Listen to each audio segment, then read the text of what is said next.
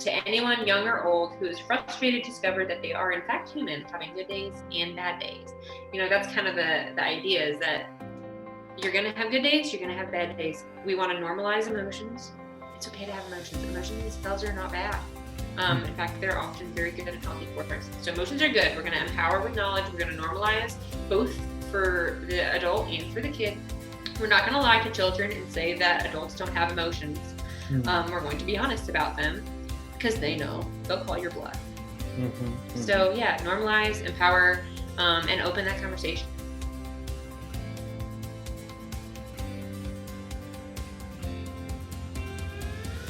All right, everyone. Well, welcome back to the Genesis of Shame. We are in season 3, and I'm really excited about just continuing this season because we're talking about so many different aspects of shame.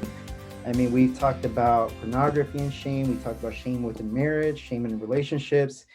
And today we're talking about anger and shame, and really starting from young, childhood, essentially, with our guest, Erin Winters. Erin Winters is a wife, mother, and LPC, and she is also starting Snowfall Publications, an author. So welcome, Erin, to the show. Thanks so much for having me. Yeah. Erin, usually when I'm having these initial conversations, I'm learning more about the person. And in these last couple of years, I've seen you've been very active with writing books and now starting this publication, Snowfall Publications. So you've been busy these last couple of years, and we've known each other for about, I think, 6 years around there. It's a long time. So this is kind of exciting. Yeah. Really exciting, not kind of, really exciting. Yeah, I'm excited. Well, and it's cool to touch base again because, we've known each other a long time, but we haven't actually been able to catch up much with kids and all the things happening.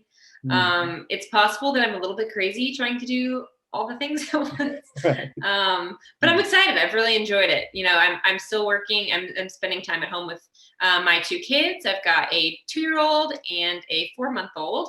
And I'm also, working as an LPC part-time as well. I wanted to cut down a little bit so I have more family time. And then I started my publishing company, and I'm writing books. That's awesome. It's so awesome. And, especially seeing from where we started from, I think it goes way back, GSA, church, everything else. Now we're married, we have our kids, own kids. And so it's been really cool to just see the progression of our lives. So great to have you on the show. And why don't you just tell us a little bit about yourself, and then we'll jump into your latest book. Cool. Yeah. Well, you already said my name's Erin. That's still true. So there's that. Licensed professional counselor. I'm really enjoying, I just enjoy connecting with people. I've always thought that small talk is like a necessary evil, When I met my husband, George, who you know, of course, one of the first things that we talked about was that I thought small talk was so annoying. And he kind of jumped right in there with me. It was like, yeah. And then we talked about like real life things, and connected over that, which is cool. So I like that. What else do I say about myself? What do people say? I like fuzzy sacks and blankets a lot, and hanging out with my goofball kids. Yeah, that's awesome. It's great parenting. And it seems like that was kind of the inspiration maybe for your new book. Tell us a little bit about that. What inspired and how that started. Yeah. So the first book that I had written is a fantasy novel, and I have another one that's almost done. But over this past, so my second son was born in November, and during pregnancy, it took all my writing time, by napping and eating and all the pregnancy things, basically. So I ended up, the novels, it's a different kind of headspace to be in. So what I ended up doing was I ended up doing these kids books, which I didn't expect, but yeah, it's all based on things that happened with my son, my older son, August. And the first one is called The Gremlin in My Couch. And that's just a goofy, like whimsical, funny sort of book. And then the other one is I Love You When You're Angry, which is what, we're probably primarily going to talk about today. They're both off of specific things with my kids. I Love You When You're Angry basically started with, I had just had a rotten day with, we just had a hard day. We both had, we both had a hard day. And I think sometimes as adults, we can forget that we can say like, oh, they're being problematic today. It's like, well, I'm being problematic when I'm having a bad day. It's not that he's problematic and I'm having a bad day. It's like, he's having a hard day too, So we both had a particularly horrible day. And I just remember thinking like, I didn't do that the way that I wanted to. I didn't handle that the way that I should have. And I want him to know that how I act, sometimes I'm not going to act the way that I'm supposed to. Sometimes I am going to get frustrated and huffy with him. And that's not about him. That's about me. And it doesn't impact how much I love him. And then on the flip side, he can't earn my love by being extra good. I'm going to love him anyway. And he can't act up so bad that I stop loving him. Like it's an unconditional love. Hopefully as I attempt to make it as close to God as I can, that unconditional love. But a parent or caregiver, that's one thing about this book that has spoken to a lot of people, it seems like, is that it's not just for parents, it's for any caregiver, blended families, foster families. It's not specific. Sometimes blended and foster families and those sorts of situations, it's hard to find a book that doesn't specifically say mom and dad and things like that. And this one doesn't. It would work for teachers as well. Clinicians, play therapy. I've got some colleagues that are very excited to check that out. But yeah, that's it. Well, I have the paperback proof here. The hardback I'm waiting on, but the proof looks like this. I'm so proud of my illustrator. She's awesome. She's amazing. This is I love him. He's super cute. So there's different forest animals on each spread. So this one we talked about, it's a rhyming book, and I was like, make her more frazzled, make her eyes crazier, because that's how it feels some days. And then the same thing, so like, but we have a mix. So, some days are rotten, and then there's some things that we enjoy. Here's Fame Bear. Anyway, he's super cute. I gave her ideas, and then she either made them better or came up with better ones altogether. That's great. So you're really involved in the process of the emotional expression of it and the facial expressions, gestures, I'm assuming. Very much. Yeah. Okay. So she sends me sketches. I've got some, if you want to see, if anybody wants to see, you go to Snowfall Publications on the Facebook or Instagram or wherever. There's some behind the scenes things that you can see some of the sketches and kind of that process. But every time we do a spread, she sends me a sketch of what it looks like, and then I can change things or suggest that the posture be different, especially with an emotion book, and both being a mom, but just being an LPC, like the emotions have to be specific. They have to be, I'm particular. I'm particular. We spent a little bit of time on eyebrows at one point. Like we talked a lot about that. I was like, this one looks off. It looks like this. And I'm sending her like all these like GIFs and stuff. Like I'm sending her all these pictures or whatever. We spent a little bit of time on this little dude's eyebrows. I wanted it to just be just so. And then at the end, I know we didn't really get to this yet, but at the end I have a feelings chart to use. So it's therapeutic in nature anyway, but there's a feelings chart you can download for free right now if you want to just have the tool. Okay. But to just kind of foster that conversation with kids, sometimes it's frustrating to talk to kids about emotions because they don't know what they're feeling. They can't identify it, or if they can, they just don't know what to do with it or how to talk about it. So this is a way to open up that conversation and to use visuals that really help, and also kind of including some hand motions too, because sometimes feelings charts are just the face. So this is the feelings chart in the back with some of the basic emotions in it. Ooh, the confused little bunny is my favorite one. Yeah, I guess. And then on the other side, I've got interactive questions. Yeah. Sorry, it was a delay. Go ahead. I'll use the ashamed guy for this podcast episode.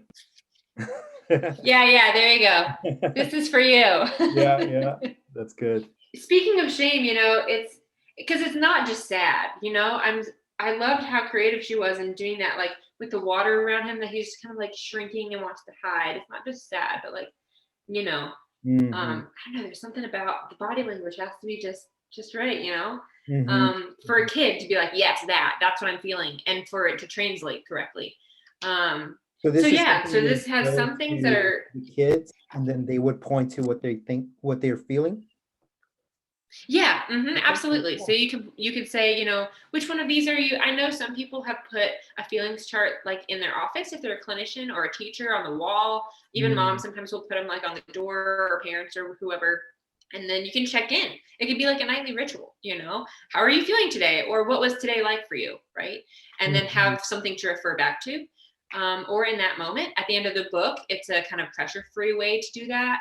And there's lots of options on there. You don't have to go through all of the therapeutic questions or like the check-in kind of things, but it's a cool way to engage a child, you Yeah. know. And for parents too, sometimes adults have a hard time identifying it. So some of these are look back through the book, because if you work with a kid and his emotions, his or her emotions, sometimes they need some distance from the topic, like it's too big, you know. So I've worked with kids in home and on the child and adolescent psychiatric unit.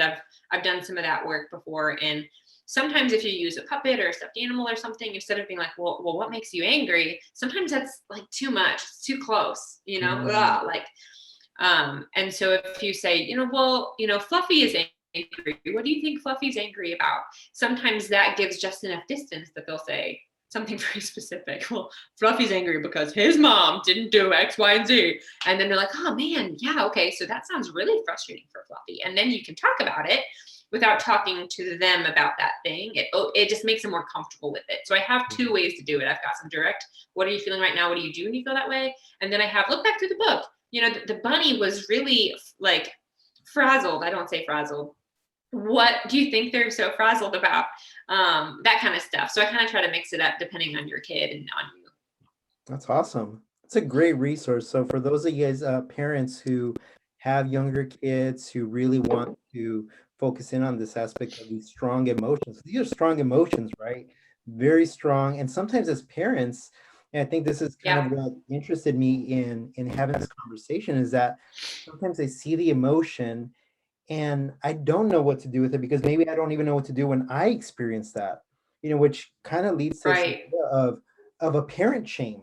There's this parent shame. I can't handle my kid's emotion Mm, as well as I would like, right? yeah, And yeah, so I think that speaks to a lot of parents, and it's not just anger. There's a bunch of different emotions, but anger has that strong trigger, right? If something doesn't go my way, if I don't get what I want, what have you. yeah. Um, yeah, I mean, I think one question that parents might have is, do do some parents have naturally angry kids? I so my perspective on it is that kids will express emotion in different ways. Mhm. So for kids, a lot of things will come out as anger, whereas adults Mm, have a little bit more, sometimes have more options, I guess you could say. So for an adult kind of scenario, I guess, let's say trauma is coming out like in adulthood, right? So mhm, trauma, they might turn to drugs to numb their emotions so that they don't have to feel. They might turn to, you know, like relationships to fill a void in their life. They could turn to, you know, just throwing themselves into work that could be equally unhealthy depending on how they do it. You know, all these things that they're just trying to like fill it up with, or it comes out somehow. It has to. mhm. Because it's like I like to tell my clients, it's like you're stuffing stuff under the rug so much that your rug is 4 feet off the floor. Like you're not fooling anybody at this point. Like at some point, it's gonna spill out. Mhm. And I think adults sometimes have different ways to hide it or different ways to try. And kids have kind of a more limited way for that to come out. Right. And so you'll see grief a lot of times as anger as well, not just sadness. You'll see it Mm, as, you know, as anger. You'll see almost any emotion kind of when they're anxious or scared. A lot of times that comes out as angry, which is very confusing for both the kid and the parent, you know. mhm, mhm. What is it? How do I know which one it is? What do I do with that? So I think some kids and people really are more likely um, to choose one outlet over another. You know, why do some people end up punching the fridge, and other people go cry in their room when they're upset.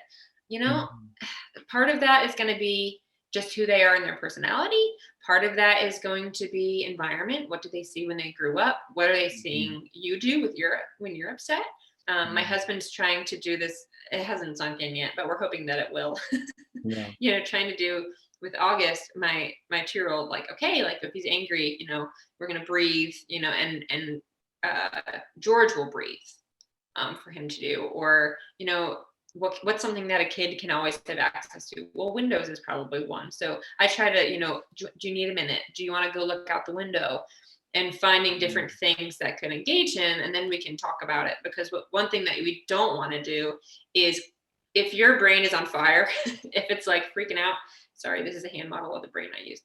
If your brain is on fire and it's like freaking out, you're not going to process new information well, right? Like if the Titanic's hit the iceberg, people are in the water, then they throw a grand piano on top. This is not a good time to learn how to swim, right? Mm-hmm. And I think for kids and for people in general, it's sort of like that. Like, okay, in this moment, we're at a 10 or we're at a 20 out of 10. You know, it feels huge. We're overwhelmed. Don't explain anything. Say very little to nothing, right? Mm-hmm. If you must say something, make it short, make it concise and clear, and then wait it out. Sit with them, or if they need some space, you know, give them some space or whatever, but offering that, I guess, to them as well. I think I may have lost track of if I answered your original question, but No, you did, and I think okay. so. With you kind of alluded to it a little bit, based on what they see in their environment. Do kids Yeah. express anger the same way that parents do? And are they able to? I think at what age do they start identifying what it actually is? And I think your feelings chart speaks to that. But yeah, Yeah. how do we help parents who maybe blame themselves? Because I have seen that too, where they blame my kids like this because of me. I've seen it more so in Christian circles, like they'll talk about the generational sin, Yeah. generational Which curse. is part of the shame part. Yep. It's not just, yeah. Oh my gosh. So Mm-hmm. I want to put it out a disclaimer Yeah. that if you have a child that's struggling with this, and first of all, if you're a parent, you probably do. Because it's a continuum, you know. Because your child is feeling feelings does not mean necessarily that you have done something to contribute to it. It's important to assess, because if you have, you also don't want to be one of the people who says, here, I'll dump off my kid at therapy and just you fix them, because it may very well be that the therapist comes back to you and says, please join us. Right. A, because it's important in general for you to understand what's going on, and B, because maybe you were part of it. And if you were, I don't want to say across the board, it's not you, don't worry, feel better, because it might be. I don't know you, right? Mm-hmm. If it is, just assess it. And at the same time, it's not always, even extreme behaviors. Sometimes they come up and there's not a trauma background. And you see things that look similar. So, okay, so this is mimicking that. What is that about? And if it becomes that extreme, I would really recommend getting either intensive in-home or play therapy, because kids process things differently. You will see that a lot of adults that I talk to sometimes are confused about play therapy, right? They're like, they just play with toys, you know, or they tell the kid, and I have another kids book that I'm hoping to do soon called When a Donut Goes to Therapy, talking about play therapy, what that looks like, normalizing it. They say, like, you have to go and talk to somebody. And this 5-year-old kid is like, talk, you know? And sometimes the therapist is like, talk. They don't have to talk. They can process it in other ways too. Anyways, so it comes out differently. And so it's not necessarily always a parent's fault. A parent needs to be involved and do as much as they can and learn and, you know, be willing to make mistakes. Part of the biggest thing is going to be, what do you do when you make mistakes? Show your kid. I still remember, gosh, when I was 5 or 6 or something, my dad came and apologized to me after I had been a major brat. I don't remember what I did, but I remember I was being a major brat. And I was sent to my room, and I went to my room all huffy and mad and like really proud, you know, like, and and I had not apologized, nor did I plan to. And he came up and sat on the end of my bed, and he apologized to me. when there was no reason that he shouldn't. I mean, so he said, he didn't act the way that he wanted to, and he apologized to me. And that was, I mean, I don't know that I was humbled in the moment, but I'm like humbled right now just thinking about it. Like the fact that a grown man came to his bratty kid who super deserved it, right? And said, hey, listen, like that approach wasn't the way to go, was so meaningful to me. Like, I don't remember what it was about, but I still remember that happened. Being willing to do that doesn't make you small. It makes you strong. It makes you a model for your kids. That's huge. It's huge. And I'm trying to do that with my kids as well. So learn, be open, be willing to be curious about your child. Know that therapy or feelings charts or whatever it is that you're using, they're tools. They're tools. It doesn't mean that you failed. It's like going to the doctor. You don't wait until you get an infection if you break your arm and things are open and stuff. No, like you go now. That doesn't make you weak. It makes you smart. It makes you resourceful. It makes you independent as a parent. So using those things, anyway, that's kind of my soapbox. No, that's helpful because I'm wondering what your thoughts are on, do you think parents who have a difficult time managing their own emotions are able to teach this to their kids? So essentially, even as we think about your book, the Right. feelings chart, parents might have a range of those emotions and not know how to deal with it themselves, but would they be able to have your book, go through it and teach it to their kids, or even they themselves learn kind of what that looks like for them Yes. and then go Oh from my there? gosh. Yeah, I think I remember at my baby shower, one of the things that I was given was this book called It Will Be Okay or something like that. And one of these sweet moms was like, this is for you. It's a kid's book, but it's for you. If you need to go into another room and cry and read it by yourself sometime, you do that because it might be more meaningful to you. And I think this is one that can be really meaningful for both in different ways. So if you don't mind, like an example, Sure. There's one in particular, I had no idea how she was going to write it or draw it because I had a heavy sigh in the words. I'm like, I don't know how you're going to draw that, but good luck. And she did, and it was great. This one says, I love you in your antics. I love you when you cry. I love you when you hear me make that heaving, heavy sigh. Just kind of that. So this is the first one. And then you can kind of see like the kid is like, what's going on with mom? What's going on with dad? And mom or dad is like, and I think part of it is that, right? Like they'll yes, and they will come over and grab your head. yeah. What's wrong or something. They're very, very in tune with that. And even if they don't, sometimes sometimes August is 2, so sometimes he smashes me in the head with a tractor and like kind of laughs. And then, there's a part of us that makes it like we assume that kids have the same complex level of emotion and understanding that we do. Like, he did that on purpose. He's trying to hurt me. It's like, okay, no, he's an empathetic kid overall. He's 2. Okay. So, but they pick up on that. They pick up on, if I holler, he reacts to that. I know because I've done it, because I'm not perfect. And I think that's, part of the things on here, when you talk to your kid, what are you feeling right now? When you feel that way, what do you do? Point to an emotion. So if it was, okay, I'm going to point to angry. When you feel that way, what do you do? This is a conversation, right? It's meant to be a jumping off point. Like, when, I might say, when mommy's angry, these are the things that I sometimes do. And you know what? It doesn't help me when I do that. It's not a good thing to do. Sometimes when mommy's angry, she gets loud, right? And mommy shouldn't get loud because that's on mommy. That's not about August, or that's not about, right? So if I were to do that, I could talk like that to him and then say, what is that like for you when you hear mommy yell? What is that? Point to what you feel. And that might be hard for you to have that conversation with them, It may also be really helpful. And then, it's hard. Sometimes I don't feel like I know what to do with my angry, when I have a really big angry. What do you ever feel that way? And then they might actually feel empowered to say, you know what? I'm like you, Dad. I'm like you. I don't know what to do with my big angry sometimes. well, what can we do to help big angry, get out? Because he feels trapped, right? It's like a big angry is just trapped in there. And we have to do something about that. It's not wrong to feel angry. It's not wrong to feel sad. It is wrong to smash your brother in the face when you're feeling angry. So what can we do with angry?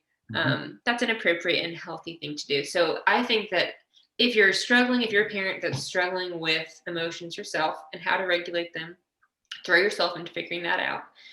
Whether it's through therapy, through reading books, through whatever it is, and prayer, like just use all of the resources at your disposal, do those things, work hard on it. You certainly have plenty of opportunities to practice.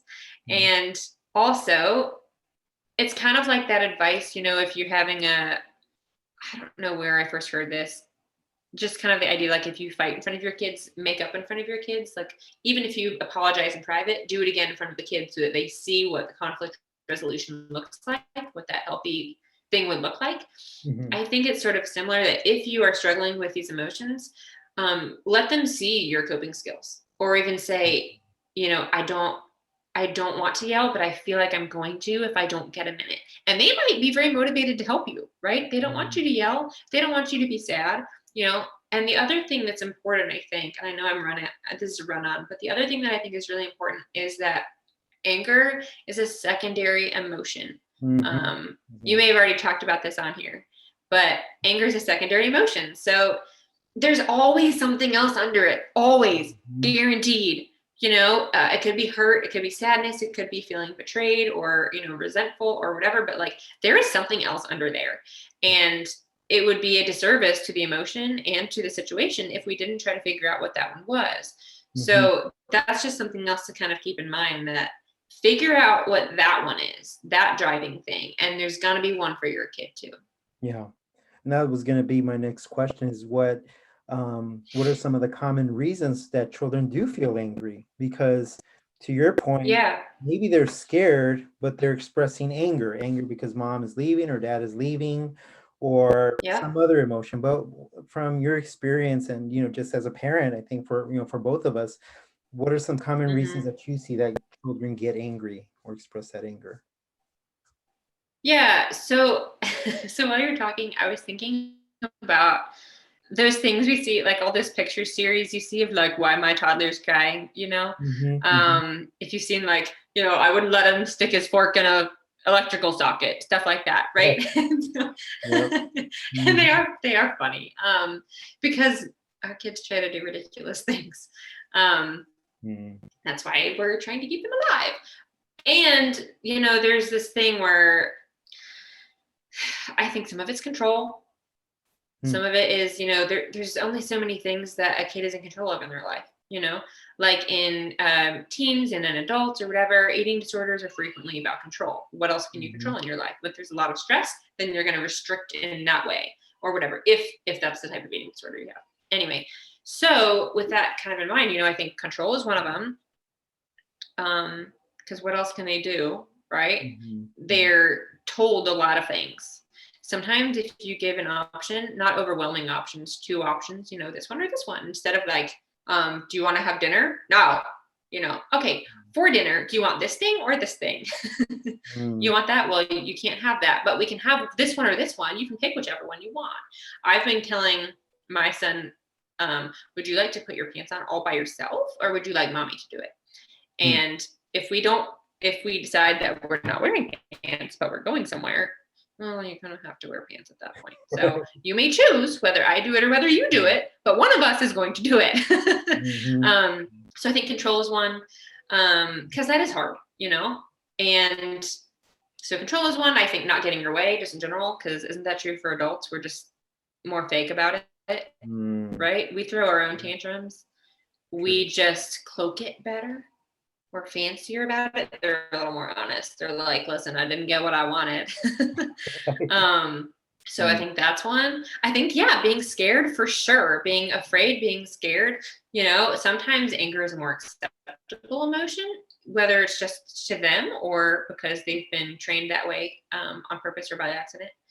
I think those things, sometimes they might discover that if they behave a certain way, they are rewarded for it by getting the thing that they do want. or whatever. So I think sometimes all behavior serves a function. So either it's, my emotions got too big, I was scared, I was sad, but sad isn't something that goes over well or that I feel comfortable with. So I'm going to be angry instead. It's a different channel to get things out.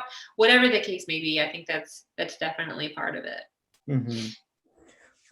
Erin, I think one of the fears I personally went through in regards to whenever the boys throw a tantrum or they get angry in a different way was if I let them feel that anger, then they'll think it's acceptable at some point. And what I realized was that maybe I don't know how to handle that anger. So the way to do it is through discipline or go to your room. And that's a way for me to avoid dealing with it. But one of the things that I've been reflecting on a lot is, okay, how can I help him do that? So one of the things I'll use distractions, asking questions. So what's going on? What happened there? Moving them from the emotional part of the brain to trying to think a little bit. I know it's not the same, but asking questions. And it seems that helps. But I think one of the things is, as a parent, what encouragement would you give to deal with that anger in that moment? Is it to ask questions? Is it to, I mean, you kind of alluded to it already in a previous response, but just in general, what's a common line of or phrase or line of encouragement that you would give to a parent whenever they experience that anger with their children? Yeah. So first of all, I want to say, as a normalizing sort of thing, for those of you who aren't therapists, because the therapists already know we're not perfect either.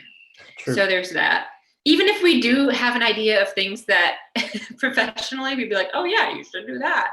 It's hard to implement it when it's our own kids. When I worked on the child and adolescent psychiatric unit here, it was a lot of extreme things, extreme behaviors, not necessarily problem kids, but kids with problems, kids having a hard time. And it was always kind of funny because the moms on the unit or the dads on the unit or whoever would be like, I'm great with these kids. I'm often like patient and everything here. But when I go home, smaller behaviors that aren't nearly as significant set me off at home. So I just like normalize across the board that parenting is hard. Okay. So like, it's just hard. I'm going to suggest a couple things, but keep in mind that as a disclaimer, anything that I could say, if I claimed that it was a fix in 30 seconds, I think that would be trite. And I think it would be inaccurate. And you would be like, I tried that 30-second thing and it didn't work. Well, it would kind of be dishonoring to the struggle that you've had if it did, right? Because it's only a 30-second fix. I don't have any of those. I don't have microwave fixes. I have ideas for crock pot fixes. It's going to be different for your kid though. So with that in mind, a couple things to note. If we have like our agitation level or distress level on like a scale, because it's a continuum, right? 1 to 10, let's say. They're 3. What you do for a 3 is going to be very different from what you do from like a 10. Because if they're at like a 3, you might be able to say, okay, it sounds like, well, depending on the age of your kid too, and the emotional age of your kid, because you might have a emotional intelligence that's delayed or emotional intelligence that's ahead, which is why I hesitate to ever say like, oh, a 6-year-old should be able to do, I don't know what a 6-year-old should do. It really depends, Yeah. So keeping that in mind, like the 3 out of 10, you might be able to say, okay, I noticed that you're starting to get frustrated, tell me about that. Or if they don't want it, I'll talk about it or whatever. Okay. You don't have to talk about it. Would you like to sit for a minute and have a minute to collect yourself? Or would you like to be angry in this way or in this way? Like if I'm having a full meltdown on the floor, it might be, okay, well, when you're done, come let me know. And then you can walk away, provide space. If it is for any attention, you're not offering it. If it's not for attention and they're having a hard time, you're not saying, how dare you be angry? It's okay. If you'd like to be angry, you are allowed to be angry. You may continue being angry on the floor. Having meltdown isn't going to hurt them. They're probably going to do it anyway. So, like you may be angry. And sometimes I even say too, like he threw something at the baby the other day, and it was like, you're allowed to be angry. Being angry is okay. It is not okay to throw at Gideon. Because injuries, right? It's okay to be angry. It is not okay to throw large objects at your brother's face, right? Mm-hmm. So kind of differentiating, like, it's not the emotion that you're in trouble for, you know, or if he has a timeout. Actually, this is another note too, real quick. I'm sorry, I'm like around, I'm all over, but I was talking to my mom, venting a little bit is what I was doing. And trying to figure out what works. You know, my brother, they used to send my brother to his room, and he's happy in his room. His room is a happy place. He gets to play all by himself. He sent me to my room and I freak out. I'm like, I want to be with the people are, you know, so it's different. So I was thinking, like, I need something that works for him to feel like that wasn't okay so that he doesn't do it again. At the same time, I want to reinforce good things, because the research shows that if you reinforce something that's, you know, that they're doing that's good, that's more powerful than just punishing things that they're doing that's wrong. We have something to move towards. Well, one thing that we started doing was, like, you know, a brief timeout on the step. And I'm talking like 40 seconds. I pause it if he tries to move, you know, just so we get used to it. And sometimes he doesn't like sitting there, and sometimes he kind of does.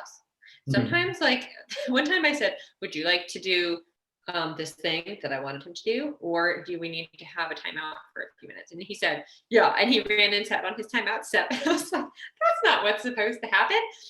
And my mom made the point, was like, yeah, but he sat by himself and he calmed down. So wasn't that a win? And then I kind of checked myself and I was like, yeah, it was. So if it's just a redirect, then it doesn't matter as much, you know, if he was, you know, the reason that the obedience thing is primarily safety, right? If I say you need to come back, you need to come back right now, because if you're in the street one day and I say come back and you're like lollygagging around, you can get hurt. You know, the obedience thing I'm going to require because it's a safety thing. On the same level, I'm trying not to be inconsistent. So if I say something, I better be ready to double down, which means when I had really super infant, you know, Gideon, if I was feeding him on the couch or something, I had a few less rules. I chose which ones I really cared about and which ones I was like, it's not a big deal, because if I tell him not to do it, I'm going to be correcting him all the time, and I'm not able to follow through. If I can't follow through, I'm not going to say it. So I just altered my rules a little bit. So at a 3, you can do that. At like a 5, you might be able to, okay, let's go look out the window. Let's do something else. Pick something like that, engage them. Sometimes you will talk about it. If we're getting up high, what can you do with your, if you've established coping skills, or play a role-playing game when they're calm. So if they get really, really unreasonably upset when they're doing their chores, then you could do something like, okay, so we're going to play a game and make it fun, do something that they like, where you'll be the mommy and then I'll be the kid, and you'll be the dad and I'll be the kid, and then you're going to come in and tell me to do my chores, right? And then knock, knock, time to do your chores, and then I'll like pretend freak out, not in a fully mocking way, but like, silly, but also like, this is a thing that happens, right? This is great for like 6-7-year-olds too. Yeah, because they like playing pretend games like that, right? And they have the vocabulary to say as their mom, like as the parent, like, I know, but you have to do it, which is kind of funny to hear them try to do that. And then you're like, I don't want to, and you can have your own meltdown.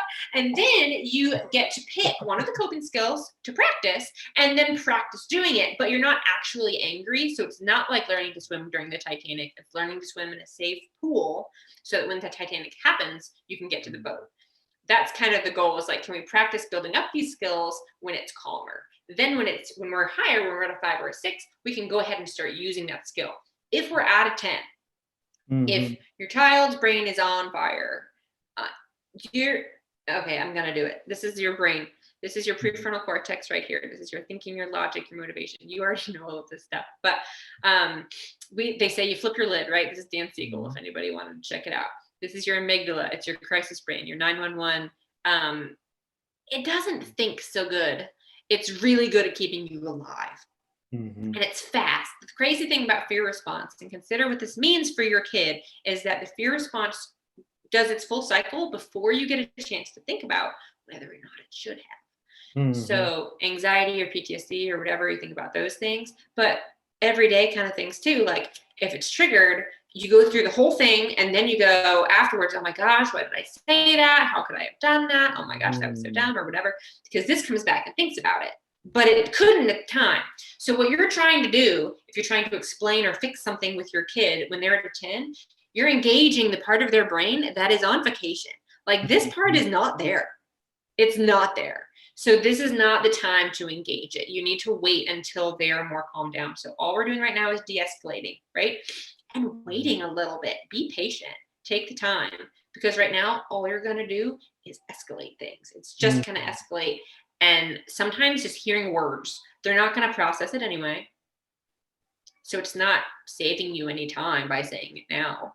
You know, they're not going to process it. So again, be clear, be concise, and an acronym that I learned during brain spotting training was wait. Why am I talking? You know, why do I really need to be talking? So one example is if you have, this could be for like a 12-year-old or somebody, right? Like they are somewhere dangerous. They're trying to run away and they're on the roof, right? Okay, you might need to say something. Or, you know, they're somewhere and they're about to knock something over. Okay, you can be where you are if you need to, and I will let you be there. If you do this thing, I'm afraid that that's going to hit you. I'm afraid that it's for safety. So if X happens, expectation is I will come and get you out. I will physically remove you if I have to because I'm afraid for your safety. You know, you can say things like that. And, you know, one more thing, like an angry person's idea of spatial awareness is all off. So if you approach it sometimes, you know, it feels like you came a lot closer than you did, right? So be aware of that. Even when we did our physical restraint training for the unit, when we were at the hospital, people at schools often know this sort of training too.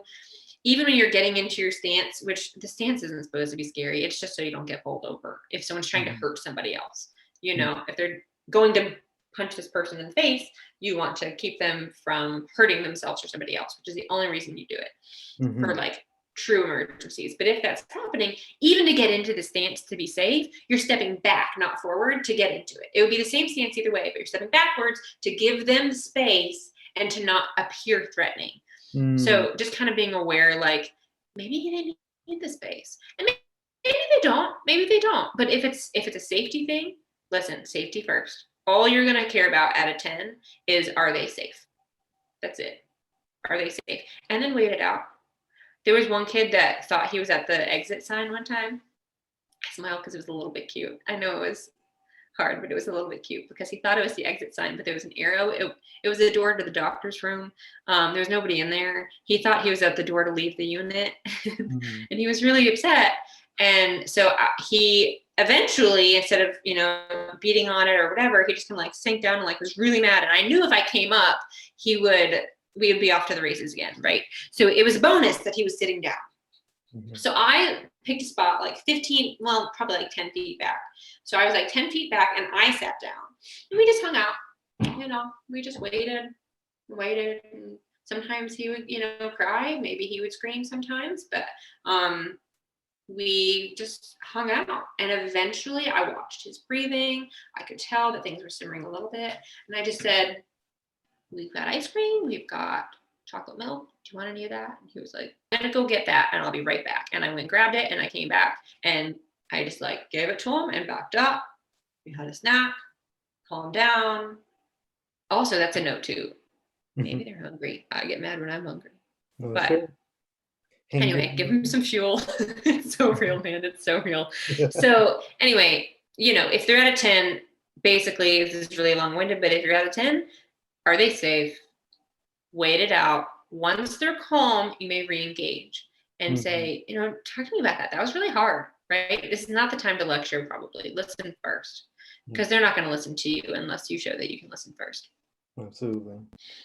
Patience principle, I think it's key, because there's the short-term patience, which is in the moment when they're experiencing the anger, when they're fearful of something. So there's the patience that's needed Mhm. at that point, and then there's a long-term patience of, you've tried this 3 times. It's probably going to take a Yeah. lot more than 3 times for him or her to catch up with what you're trying Yeah. to teach them. And I think that's one of the other frustrations maybe that some parents might have, is that, well, I've tried what you said 2 or 3 times and Right. it's not working. Well, you need to try it at least 100 times or more times. Right. Yeah. Eventually, it kind of connects. Like I remember with Bo, with just picking up his toys. Like, pick up your toys. 100 times, pick up your toys. One time, pick up your toys. Okay, Dada, and he starts picking up his toys. And but that took so long. What a moment, right? Yeah, and you feel it Yeah. worked. I just needed to be consistent and patient Like, oh my and gosh. wait it out. And so I think an encouragement for I'm parents, hoping that'll work out for food for my kid. right? Yeah, that Which consistency is is important. another tactic that we have as well. That's good. but That's a whole but yeah, other. Yeah, yeah. but having that short-term patience and then the long-term patience, I think, is something that would be encouraging to parents. But yeah. One quick thing I was going to add about so what to do when you're upset, right? Mm, Again, I don't do like 30-second fixes because it's catered. When I work with somebody, I tailor it. We build up a toolbox of things that work, and usually we only focus on trying like 2 a week, maybe, mhm, mhm. to be consistent and really focus on those. And Yep. then if you find out, okay, this one was terrible, but I did actually give it a shot, Mhm. and this one actually was pretty helpful. Great. Some of them are going to work at 3, but they're not going to work at a 10. Use your coping skills as soon as you notice that something's off and you're not at 0. Mm, Don't wait until you're at a 10. But when you're trying new things, it's going to be true for figuring out what works for your child as it is working for you. Pick 1 or 2 at a time to practice, try that for a week, and then figure out, and then continue the ones that work. But really do try them. Really do give them a shot. Like you said, like, I used to tell some of the kids on the unit too, like I'm telling a lot of unit notes, but it was like, take some deep breaths. And I would start taking some with them and they'd be like, it's not working. And I feel like that's the philosophy we typically have. Like, first of all, that's not what a deep breath is. mm. We're not actually doing it, so you can't say it's not working. And I think we do that a lot. Mhm. I think that's part of it. We do deep. One of the reasons you do deep breaths for a while is the first few are worthless. All the first few is doing is getting you in the mode so that by breath 10 or 20, you'll be taking quality ones.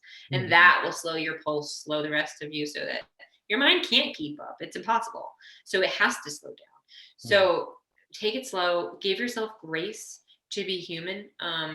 That's kind of actually that's the dedication to this book. I love you when you're angry. I had in there, and I didn't want to botch it. So, to anyone young or old who is frustrated, discover that they are in fact human, having good days and bad days. That's kind of the idea, is that you're going to have good days, you're going to have bad days. We want to normalize emotions. It's okay to have emotions. Emotions themselves are not bad. In Mhm. fact, they're often very good and healthy for us. So emotions are good. We're going to empower with knowledge. We're going to normalize both for the adult and for the kid. We're not going to lie to children and say that adults don't have emotions. Mm. We're going to be honest about them because they know they'll call your bluff. Mhm. Mhm. So yeah, normalize, empower, and open that conversation. Mhm. That's good, Erin. That's good. I just had this one last question just pop into my mind right now, and I don't know if it's cultural, or I mean, it could be cultural, I guess, Christian culture. But do you think as believers we often minimize the expression of emotions? We need to be, the Bible talks Yes. about being under control, right? To manage our anger, to not let the sun go down on our wrath.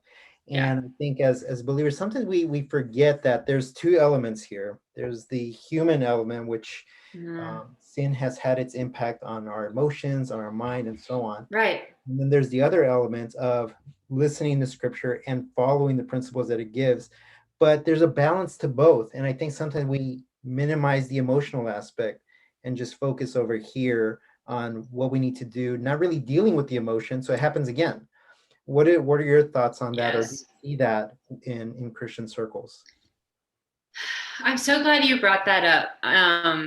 So thank you for saying that. And actually, what I find is when I work with my Christian clients, I don't have research backing this up. It seems to me that the likelihood for perfectionism is quite high. Yep. And I think it's different than excellence. It's different than excellence. I had that described to me once by Jenny Bowers, actually. You might know who that is. I think it was her that said this first. That excellence is when you make a mistake, you get up and you note that you made the mistake, you keep going forward. You see, that standard that Jesus set for us, you can't hit it. When you do fall, you get up, you learn from it, you move forward. Perfectionism is like defined by the falls. We talk about, we're a failure when we fall, and like it's a whole thing. It's the shame, right? Because guilt says I did something bad, and shame said I am bad.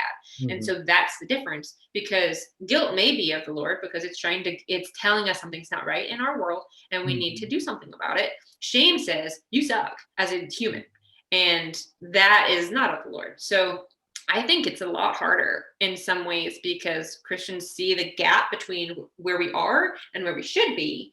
And instead of being honest about that gap, we kind of like to present ourselves that we're closer to where we want to be than we actually are. It's not overly honest. Yeah. And I think it's kind of become part of Christian culture that you do that. Some part of Christian culture expects that you do that. So, sadness is an empathetic way for us to feel.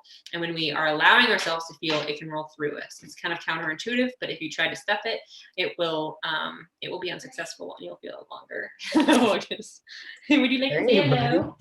You are up late, my friend. Hey. Yeah. Oh, okay. Bye-bye. No, that was great. Yeah, it likes doors. Popped into my mind last minute. I'm like, you know what? I was thinking culturally, and I was thinking Hispanic culture because for us the anger is seen as positive sometimes, but in right, it's strong. Don't show any emotion or limit the amount of emotion that you share. So I think what you shared there definitely was helpful for the audience. But Erin, thank you so much for being on the show today. I really appreciate your insights and your book, presenting your book, and how helpful it is to not just the children but also to the adults. I think I'm so excited. Benefit greatly from it. So, guys, buy Erin's book. I Love You When You're Angry, right? And what was the other one? The Gremlin in My Couch. This is inspired by the little goober that just came in as well. It's a hilarious, charming story about the gremlin who hides down deep in cushions in the couch, but something is off with the gremlin. So be aware. Anyway, but check it out. And it was so good to talk to you. Thank you so much for having this conversation with me. Yeah, absolutely. And guys, I'll be putting up the links up on the page, and feel free to access everything there. Erin, thank you again. I look forward to chatting up again. Thanks so much. Yep. Bye.